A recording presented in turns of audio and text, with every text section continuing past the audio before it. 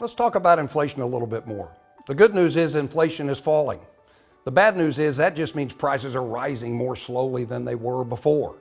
The Fed is trying to use their tools, interest rates, shrinking the size of their balance sheet, to slow the economy, reduce demand, which should allow inflation to fall. But Brian, along with that, as the economy slows, unemployment might go up. And let's just think about it, with our labor force, an increase in unemployment of 1% is about 1.5 million jobs. That's an uncomfortable scenario. Well, we haven't seen it yet, Steve, and it's going to need to happen, though. The unfortunate thing is it gets down to a lack of labor supply, and there's many factors that are contributing to it. We need additional employees in order to grow, right?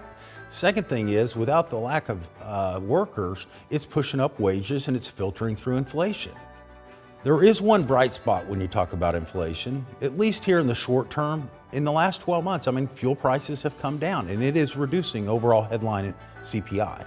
Yeah, and I think most consumers are liking the fact that energy prices are lower, but it's not trickling over into other areas, and specifically the services sector, which is driven by wages. And wages, while they have gone up, they haven't been able to keep up with inflation in other areas like housing and goods. While our consumers and even our clients can enjoy higher wage growth, they're really still feeling the sting of higher prices. Yeah, that's right, Melissa. There's been real wage declines for 24 straight months. What that means is consumers are having a more difficult time meeting their obligations.